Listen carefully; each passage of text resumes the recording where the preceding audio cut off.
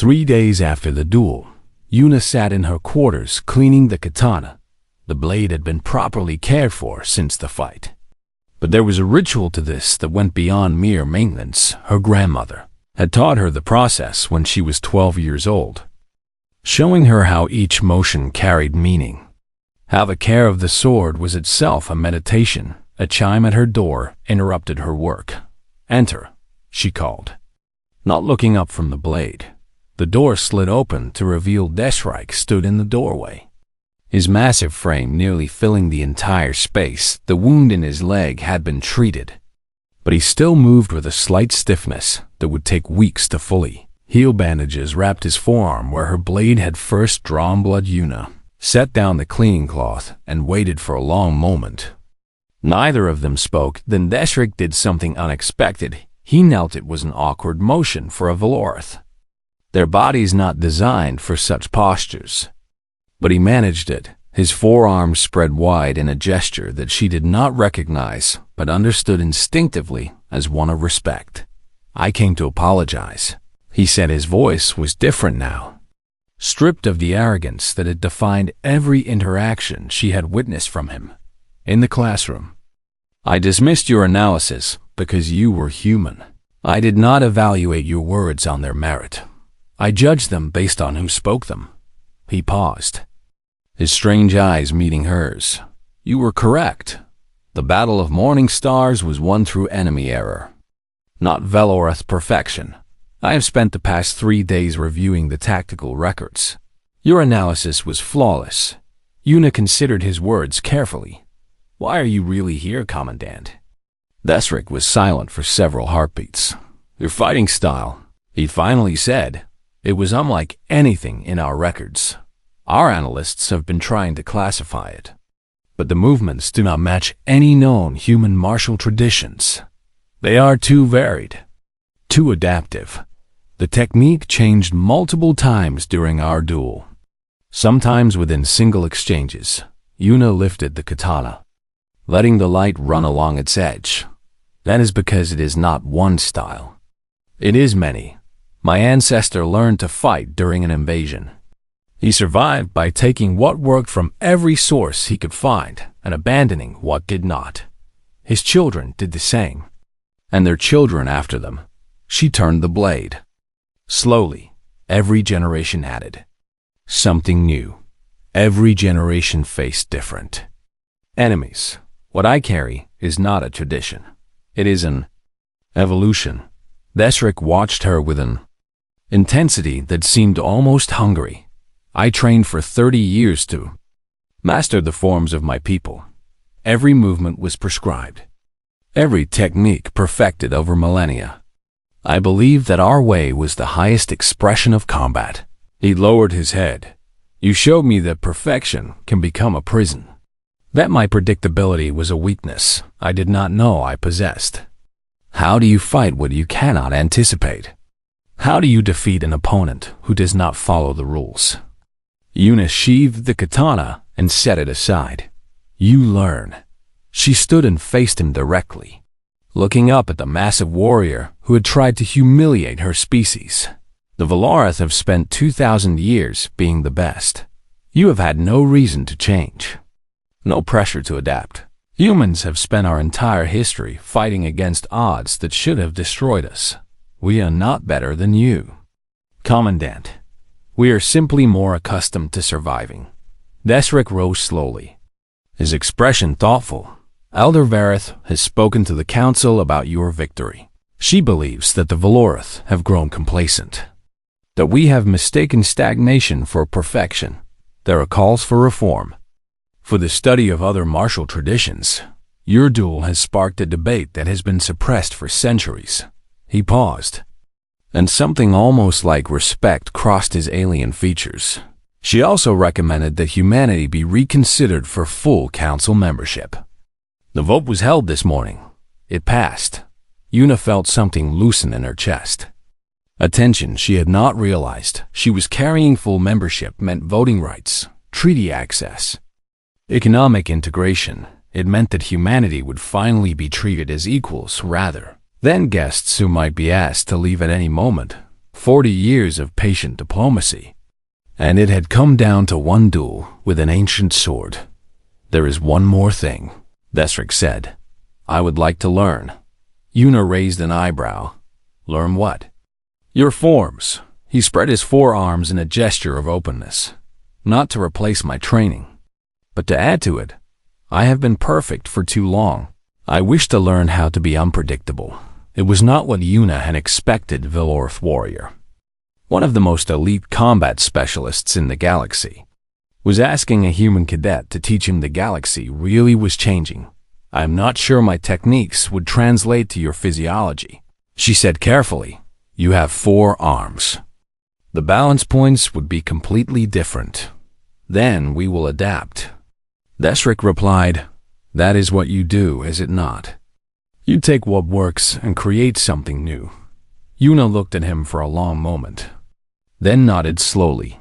"Come back tomorrow at sunrise. Wear something. You can move in, and be prepared to fail repeatedly before you succeed." Desric inclined his head in what she now recognized as a Velorth gesture of gratitude. "I will be here."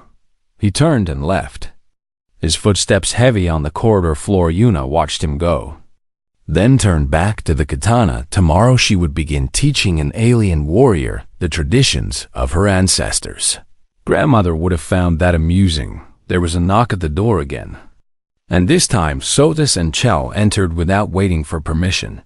"We just heard the news about council membership," Sothis said, her bioluminescent nervous system practically glowing with excitement.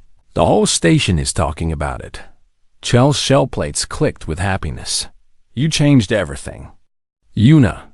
40 years of diplomacy, and you accomplished more in 15 minutes with a sword than every ambassador combined." Una shook her head. "I did not do it alone. I carried everyone who came before me." She picked up the katana and held it carefully. "This blade remembers every hand that has held it, every battle it has survived, every person who trusted it to protect what mattered." She looked at her friends, these aliens who had stood by her when her own species barely knew her name. "That is what humans do. We carry our dead with us. We fight for the ones who cannot fight anymore. We remember." Later that night, Una packed the katana back into its climate-controlled case for transport back to Earth. Her wounds were healing well, and she would return to her classes in a few days. But the sword needed to go home. It did not belong in a space station. It belonged in the family shrine, waiting for the next generation who might need it. Ambassador Quan had offered to let her keep it at the embassy, but she had refused. The blade was not a trophy. It was a responsibility. Her daughter might need it someday, or her granddaughter, or someone 100 years from now who faced a challenge that seemed impossible. That was what the sword was for, not to gather dust in a museum, not to hang on a wall as decoration, but to be carried when carrying mattered. She sealed the case and attached the diplomatic tags that would ensure safe passage. Then she sat by the window and looked out at the stars. Somewhere out there, dozens of species were reconsidering what they thought they knew about humanity. Somewhere out there, old certainties were crumbling and new possibilities were being born. And somewhere, in a garden behind a small house in Korea, a grandmother was smiling. Una touched the case one last time. "Thank you," she whispered, "for everything you taught me, for everything you remembered." The stars burned on in silence, and humanity took another step into the galaxy, carrying 400 years of steel and memory with them. The blade would remember this too. The moment stretched into eternity. Una stood with her blade against Desric's throat, close enough to see the rapid pulse beneath his scales, close enough to smell the copper-sharp scent of his blood, and her own. His forearms hung at his sides, the ancestral blade still clutched in his primary hand, but utterly useless at this range. She had won. The crowd knew it. The Velorth delegation knew it. Esric knew it, but she did not push the blade home. Instead, she held the position, her breathing steady despite the pain from her wounds, her eyes never leaving his face. "By your own traditions," she said quietly, her voice carrying only far enough for him to hear. "This duel ends with yield or death." She let the words settle between them. "I am offering you something your traditions do not usually allow. A choice." Desric's eyes widened slightly. In Valorath culture, a warrior who lost a lethal duel was expected to die. To yield was considered worse than death, a shame that could follow a bloodline for generations. Option was almost never offered because it was almost never accepted. "You would have me carry that dishonor?" he asked, his voice rough. "You would make me live with defeat?" Yuna did not waver. "I would have you live," she said simply. "Dishonor is what you make of it. Defeat can be a teacher if you let it be." Around them, the arena remained frozen in stunned silence. Thousands of beings from dozens of species watched this impossible scene. A human holding a Valorath warrior's life in her hands and choosing not to take it high in the diplomatic boxes. Elder Vareth rose slowly from her seat, her ancient voice cut through the silence. Amplified by the arena systems, Desric of the Third House. The words were formal, carrying the weight of centuries. "What is your answer?" Desric closed his eyes. Yuna could see the struggle playing out across his features. The war between pride and something deeper. His entire life had been built around the warrior code. The absolute certainty that strength and honor were the same thing. Now that certainty was crumbling as human had beaten him not through treachery or tricks, but through skill and will and something he did not have a name for. That fact alone would reshape everything he thought. He knew, but there was something else. Something harder to define. The human could have killed him in that final exchange. Her blade had been a blur of silver. Impossibly fast. Impossibly precise. She had chosen to stop. She had chosen to offer mercy where none was required. What did that make her? What did that make him if he refused? Desric opened his eyes. "I yield." The word came out hoarse and broken. Dragged from somewhere deep inside him, it was a word he had never expected to speak. A concept that went against everything he had been taught, but he spoke it. "I yield to you." Yuna Park of Earth. The arena Arab Tedvaloth in the delegation section shouted in outrage. In shock, in something that might have been grief. Other species responded with their own sounds of amazement. The translator systems struggled to keep up with the chaos of a dozen languages, all expressing the same overwhelming disbelief. Valorath had yielded in recorded history spanning thousands of years. Valorath warrior had ever spoken that word in formal Kamatuna, lowered her blade and stepped back. Blood was soaking through her sleeve, and her shoulder burned where Desric's blade had caught her. But she remained standing. She bowed to her opponent, a gesture of respect that her grandmother had taught her. "Your ancestors would be proud of your courage," she said. "It takes more strength to yield than to die." Desric stared at her for a long moment, something shifting behind his eyes. Then, slowly, he attempted to return the bow. It was clumsy, unfamiliar. His large frame not designed for such movements, but he tried. And somehow, that meant more than the words. The officiator stepped forward, her voice trembling as she made the formal announcement. "The duel is concluded. Yuna Park of Earth is victorious. Let it be recorded in the histories of the Academy." The Valorath delegation was in chaos. Some were demanding that the result be invalidated, that the human had cheated somehow, that tradition had been violated. Others sat in stunned silence, processing what they had witnessed. Elder Vareth raised her hand, and the shouting gradually subsided. "The traditions were followed," she said, her voice calm and final. The human invoked her own heritage, as was her right. She fought with honor and granted mercy where none was required. She looked down at Desric, still standing in the arena with blood dripping from his wounds. "My student chose to live so that he might learn from defeat.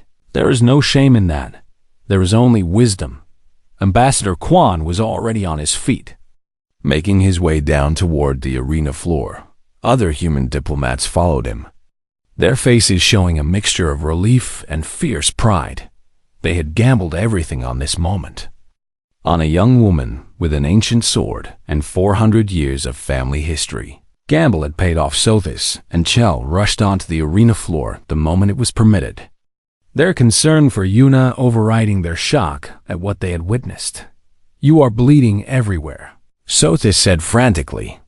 Her medical scanner already active. Multiple lacerations, possible muscle damage. "You need treatment immediately." Yuna smiled tiredly. "I know, but I had to stay standing until it was officially over. Collapsing during the announcement would have ruined the effect." Chell made a sound that was half laugh and half sob. "You planned all of this," she said. "From the moment you corrected him in class. You were planning this." "Not exactly," Yuna admitted. "I knew he would challenge me eventually. The Larath cannot tolerate being corrected by species they consider inferior. I just gave him a reason." Medical staff arrived to tend to both combatants. Thesric was led away by his own people, the wound in his leg requiring immediate attention. He glanced back at Yuna once before disappearing through the Valorath exit, his expression unreadable around them. The political shockwaves were already beginning. Reporters from the Galactic News services were clamoring for statements. Diplomats were conferring in urgent whispers. The balance of power that had held steady for centuries had just shifted, and everyone was scrambling to understand what that meant. Ambassador Quan reached Yuna's side and stood looking at her for a moment. "Your grandmother would be proud," he said quietly. "She taught you well." Yuna looked down at the katana still clutched in her hand. Blood stained the blade.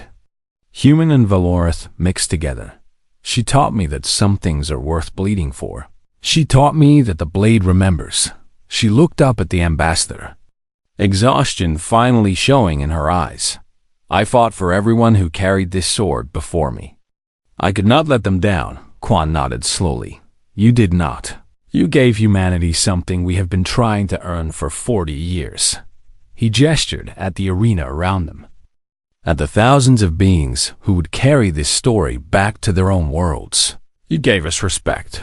Yuna let herself be led toward the medical station, her friends supporting her on either side. Behind her, the arena was still buzzing with conversation, with debate, with the sound of a galaxy being forced to reconsider everything it thought it knew about the newest species. To join their ranks, humans were not weak humans, were not primitive humans, carried 400 years of war in their veins, and they were just getting started. Thesric moved first. Valorath warriors were trained to attack with overwhelming speed and power, using their forearms to create patterns of strikes that no two-armed species could hope to counter. He came at Yuna like a thunderstorm given form, his ancestral blade cutting arcs through the air that seemed to leave trails of light behind them. Yuna was not there when the blade arrived. She had moved before he did, sliding to her left in a motion so smooth it looked almost accidental. The katana flicked out and turned aside a follow-up strike. Steel ringing against the alien metal with a sound like a bell being struck. The crowd gasped. No one had expected her to survive the first exchange. Thesric pivoted and attacked again, this time using 3 arms to create a cage of cutting edges while the 4th reached for a grapple. It was a technique that had killed opponents across a dozen worlds. Yuna stepped backward, but not in retreat. Her movement carried her just beyond his reach while her blade caught one of his incoming strikes and redirected it into the path of another. The Valorath's own weapons tangled momentarily, and she used that heartbeat of confusion to step in and cut. A thin line of dark blood appeared on Thesric's forearm. He jerked back with a sound of surprise that was almost pain. The wound was shallow, barely more than a scratch, but it was blood. Human steel had drawn Valorath blood in the first minute of combat high above. Elder Vareth leaned forward in her seat, her ancient eyes narrowing with interest. Ambassador Quan remained perfectly still. But those who knew him well might have noticed the slight curve of satisfaction at the corner of his mouth. Thisric circled now, more cautious than before. "A lucky strike," he growled. "It will not happen again." Yuna did not respond with words. She adjusted her grip on the katana and waited in the observation area. Sothis had pulled out her tablet and was running calculations with frantic speed. "This makes no sense," she muttered to Chell. "The Larth have faster reflexes than humans by a factor of nearly 2. Their reach advantage is enormous. Their strength allows them to cut through standard body armor." She shook her head, her translucent features showing confusion. "By every metric I can measure, Yuna should have died in the first 3 seconds." Chell watched the arena floor, where the two combatants had resumed their deadly dance. "Then perhaps your metrics are missing something." Desric launched another assault. This one more measured and controlled. He was learning, adapting his technique to account for Yuna's unexpected mobility. His strikes came in precise combinations designed to herd her into corners, to limit her options, to force her into a position where his advantages would become insurmountably. Yuna let herself be herded. She moved backward in a pattern that seemed defensive. Almost desperate, the crowd began to murmur with returning confidence. The human was tiring. The human was losing ground. The human would fall. Then Desric committed to a thrust that should have ended the duel. He put the full power of his combat training behind it. A killing blow aimed at Yuna's heart, and Yuna was suddenly not in front of him anymore. She had dropped beneath his attack. Spinning low with her blade extended, the katana caught him across the thigh. Biting deep into muscle before he could pull away, Desric stumbled, genuine shock registering on his alien features. Blood flowed freely from the wound. Dark and thick, he recovered his stance. But there was a new hesitation in his movements. The wound would slow him. The wound would cost him. "How?" he demanded. "How are you doing this?" Yuna rose smoothly, blood dripping from her blade. "You trained for 30 years to achieve perfection," she said, her voice carrying clearly across the silent arena. "You learned the optimal response to every situation. You practice until every movement is identical, every technique flawless." She shifted her stance, and something changed in her bearing. The calm student was gone. In her place stood something older, something that had been forged in centuries of desperate struggle. "My ancestors trained for survival," she continued. "They learned that perfection gets you killed when the enemy does something unexpected. They learned to adapt, to improvise, to find victory in chaos." She raised the katana to a guard position that Desric did not recognize. 400 years of learning to fight against opponents who were stronger and faster and better equipped. That is what you are facing. Not a cadet, not a human. You are facing 4 centuries of war. Desric attacked again, anger overriding his caution. His strikes came faster now, more furious, each one carrying enough force to cleave through stone. The fury made him predictably. Una read his movements the way her grandmother had taught her to read an opponent. Not the blade, but the body. Not the technique, but the intention. The Xiang. Shoulders tensed before a overhead strike. Hips shifted before a lateral. Cut the weight, transferred before a thrust. She did not try to match his speed. She did not need to. She was always moving before he committed, positioning herself where his blade would not be when it arrived.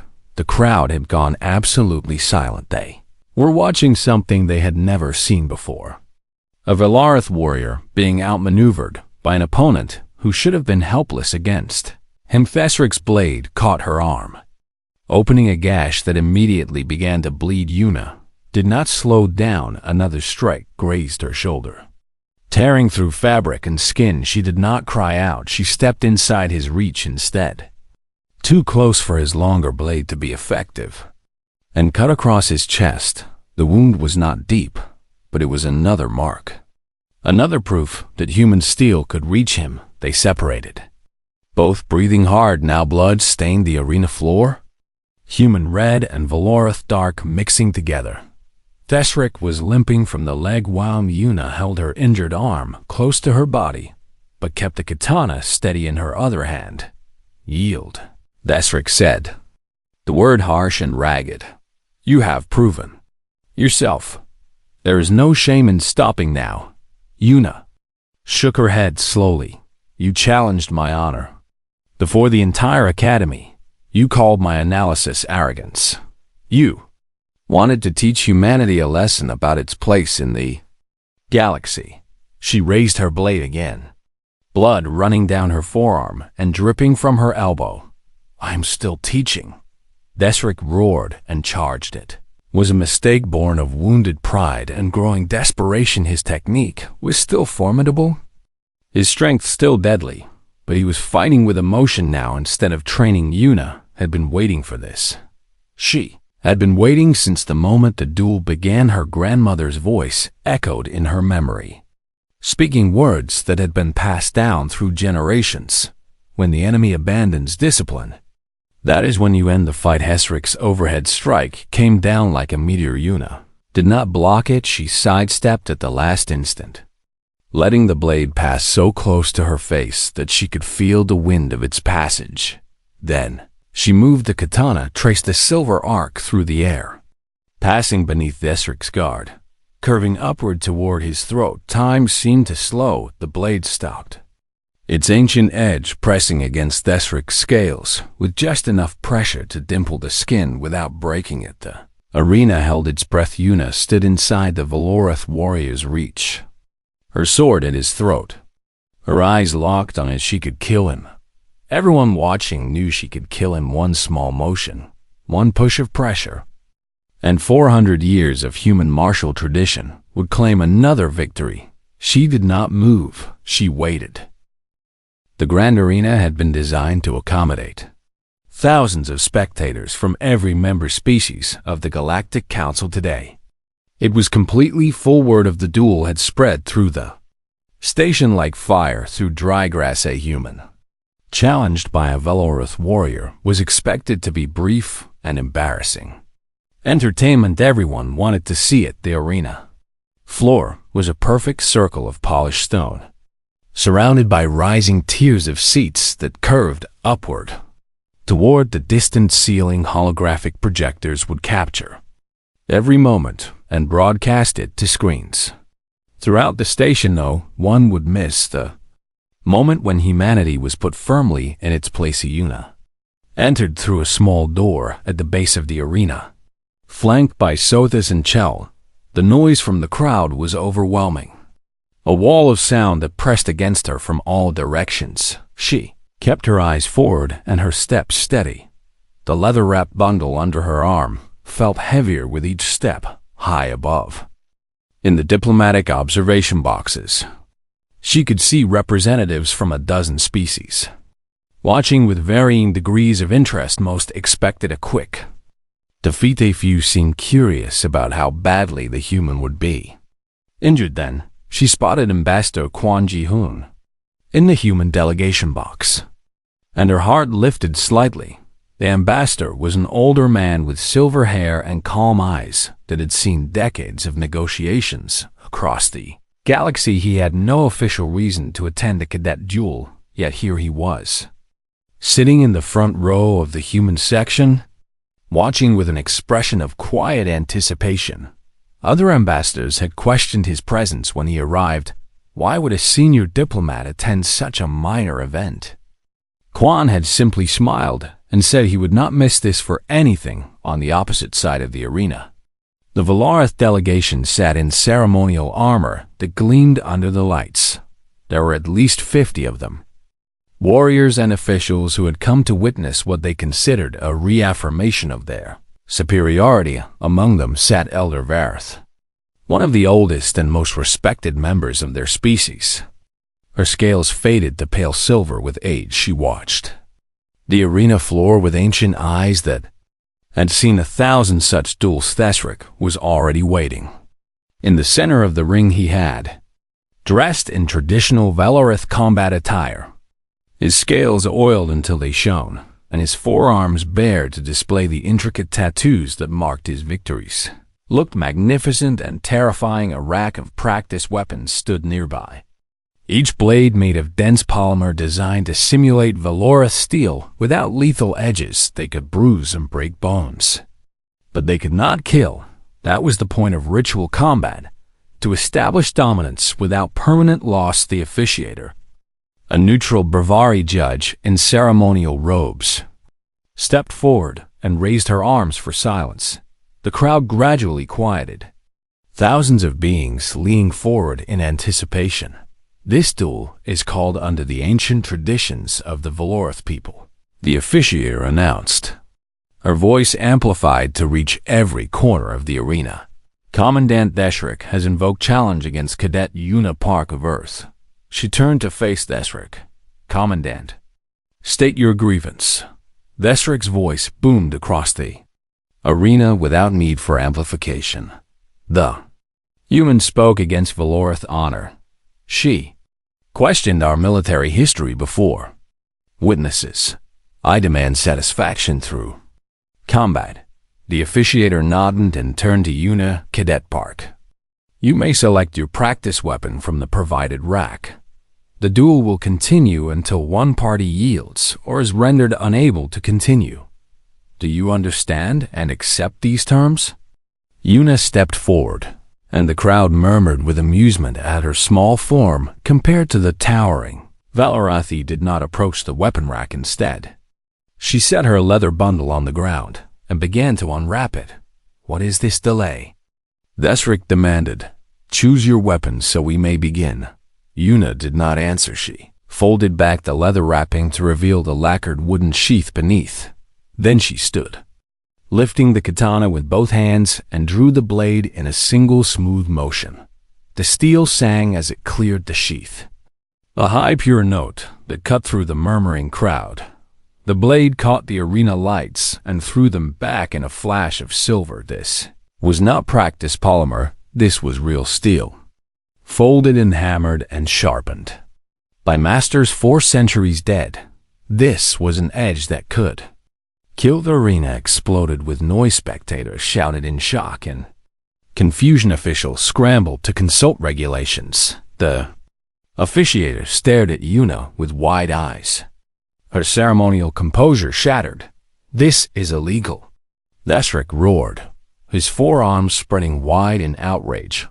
Ritual combat requires practice weapons. She has brought a blade meant for killing. Disqualify her immediately. Arrest her. The officiator raised her arms again, trying to restore order. Security officers began moving toward the arena floor, uncertain whether to intervene. Una stood perfectly still, the katana held at her side with the blade angled toward the ground. She did not speak. She did not need to. From the diplomatic box, Ambassador Quan rose to his feet. His voice cut through the chaos with the practiced authority of a man who had spent 40 years commanding attention in hostile rooms. I invoke Article 7 of the Galactic Compact. The words hung in the air, and slowly the noise began to fade as translators processed their meaning. The officiator turned toward the human ambassador with confusion on her face. Article 7. Quan continued calmly. Grants any member species the right to conduct internal cultural ceremonies, using traditional implements during diplomatic functions. He paused, letting his words sink in, provided they accept all associated risks. Deshrick snarled, his scales rippling with anger. This is not a cultural ceremony. This is a duel under Valorith tradition. Quan smiled slightly. You invoked your traditions. Commandant, Cadet Park is invoking hers. He gestured toward Una, who stood like a statue of calm amid the chaos. That sword has been in her family for 400 years.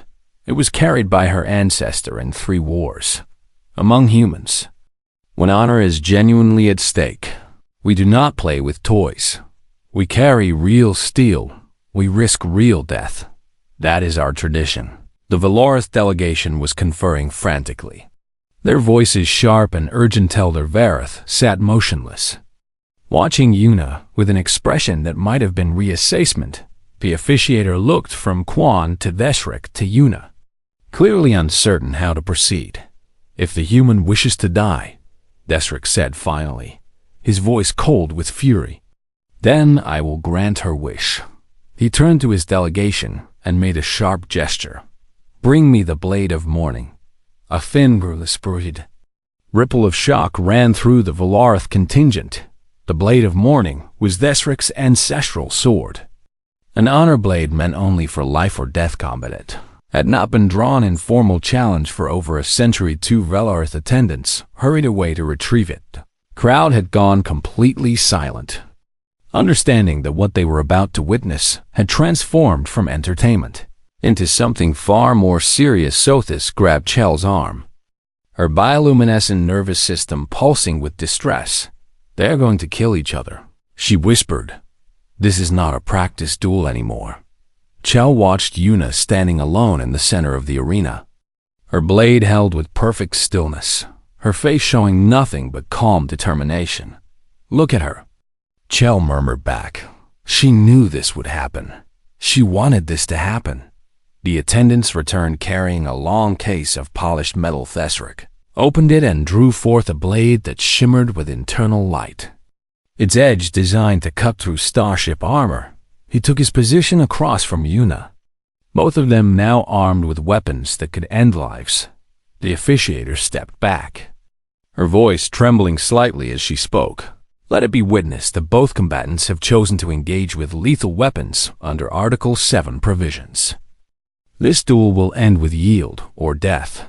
May your ancestors watch over you both." Thesric raised his blade, four arms giving him options that no human could match. "Any last words, little human?" Yuna shifted her stance, the katana rising to a guard position her grandmother had taught her in a garden back on Earth. "My ancestor carried this sword against invaders who thought they could not lose," she said quietly. "They were wrong. So are you." The officiator brought her hand down. The duel began.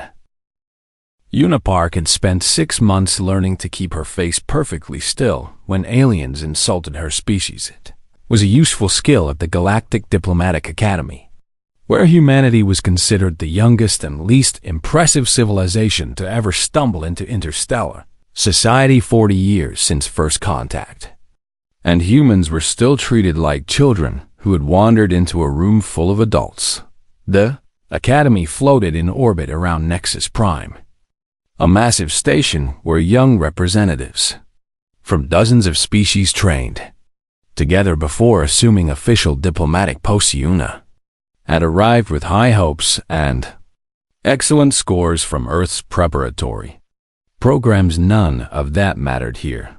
The other cadets looked at her with polite dismissal at best and open contempt at worst. Humans had no telepathy like the Mindari, no natural armor like the Bravari, no centuries of accumulated wisdom like the ancient Velorathimans. Were simply there, tolerated but not respected. Today's insult came during advanced military history, a course taught by Commandant Thesric of the Valorith warrior caste.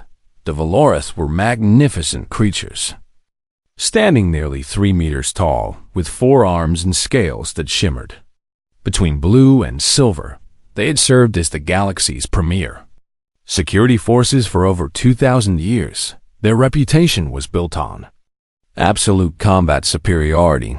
No species had ever defeated them in formal warfare. Thesric was discussing the Battle of Morning Stars, a conflict from 800 years ago that had shaped current territorial boundaries. He described the Valorith strategy as flawless, a perfect example of overwhelming force applied with surgical precision. Yuna raised her hand. The classroom fell quiet. Humans rarely spoke in these sessions, having learned that their contributions were usually dismissed. Thesric's 4 eyes focused on her with something between amusement and irritation. "The human cadet wishes to contribute," he said, his translator giving his words a flat mechanical quality that somehow still conveyed condescension. "Commandant," Una said. Keeping her voice steady, the Valorith won the Battle of Morning Stars. But the strategy wasn't flawless. She pulled up the tactical display and highlighted a section of the battle map. Here, during the third phase, the Valorith fleet was overextended by nearly 12% beyond optimal defensive range. She traced the movement with her finger. If the Koreshi had exploited this gap instead of retreating, the outcome might have been different. She paused, aware of every eye in the room. The Valorith won because the Koreshi made a mistake, not because the Valorith strategy was perfect.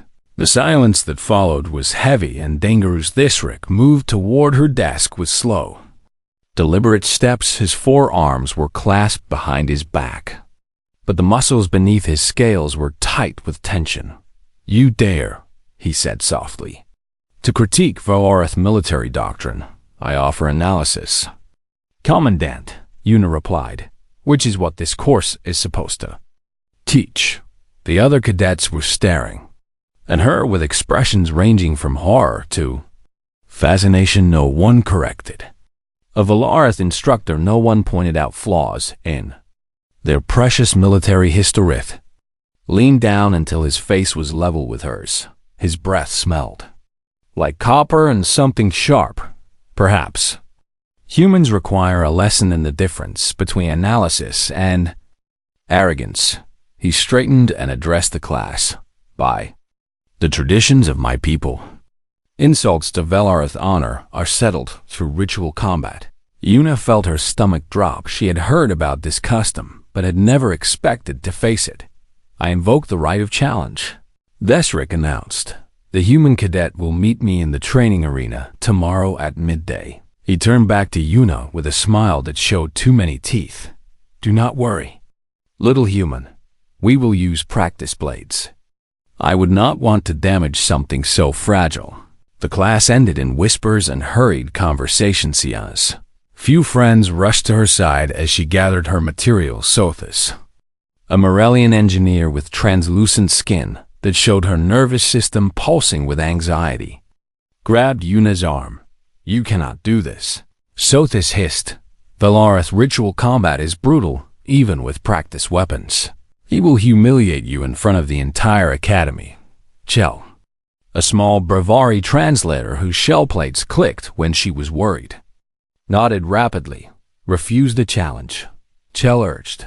"Yes, you will be expelled in disgrace, but at least you will be intact."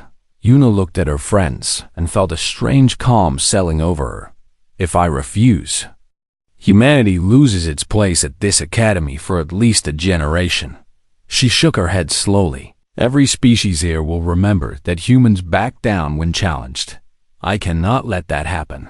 That night, Una sent a message to Earth. It was flagged as urgent and addressed to the Cultural Heritage Archives in Sol. Her request was unusual enough that it required authorization from 3 different officials before being approved. No one understood why she wanted what she wanted, but they sent it anyway. The package arrived 12 hours before the duel, delivered by diplomatic courier with enough security clearances to make the station's customs officers nervous. Una carried it to her quarters and locked the door. She sat on her bed for a long moment, just looking at the climate-controlled case. Then she opened it. The katana lay on a bed of dark silk, its blade covered by a sheath of lacquered wood worn smooth by centuries of hands. Una lifted it carefully, feeling the weight that she had known since childhood. This sword had belonged to her ancestor Pak Daewon, had carried it in 1592. When Japanese invaders swept across Korea and ordinary men became soldiers overnight, his grandson had carried it in 1894. During another war that tore the peninsula apart, his great-great-grandson had carried it in 1950, through frozen mountains and desperate retreats, and now it was here, on a space station orbiting a distant star, waiting to be carried again. Una drew the blade slowly. The steel caught the artificial light and held it. 400 years of careful maintenance keeping the edge sharp enough to split a falling hair. This was not a museum piece. This was not a relic. This was a promise, passed down through generations, that some things were worth fighting for. She spent the night practicing forms her grandmother had taught her in a small dojo behind their family home. The movements came back to her like breathing, like heartbeat, like memory written into muscle and bone. She did not sleep. She did not need to when morning came. Yuna dressed in simple clothes that allowed free movement. She wrapped a katana in leather and tucked it under her arm. Sothis and Chell were waiting outside her quarters, their faces tight with concern. "You are still going through with this?" Sothis said. It was not a question. "I am." Yuna confirmed. Chell reached out and touched Yuna's hand with one delicate claw. "Then we will be there," Chell said quietly. "Whatever happens, you will not face it alone." They walked together toward the grand arena, where the entire academy was gathering to watch the Lorith warrior teach a human the price of arrogance. Yuna felt the weight of the sword against her side. She felt the weight of every ancestor who had carried it before her, and she smiled.